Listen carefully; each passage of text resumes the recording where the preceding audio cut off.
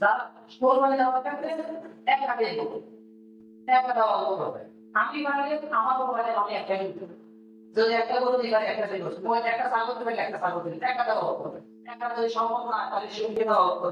সঙ্গে কোরবানি দেওয়ার ক্ষেত্রে তিনটা কথা বলা হয়। এক নম্বর, যারা শরীরে কোরবানি দেবে সবার দিয়ে শুদ্ধ দিতে হবে, একমাত্র আল্লাহকে খুশি করার জন্য দিতে হবে। কারণ যদি কষ্ট হয়, কারণ যদি একটু রাখতে হবে, তাহলে তো মানে সেই দুই নম্বর, সবার উপর তো শরীরে সবার উপর তো ভালো দিতে হবে।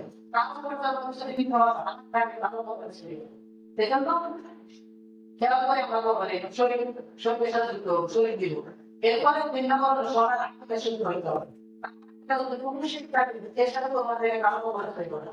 সুতরাং কোনো কাজে অবশ্যই দেওয়া মানে আন্তরিক মাইন্ডার এর সাথে তারপরে যেহেতু আমি যারা করে যারা পড়তে একটা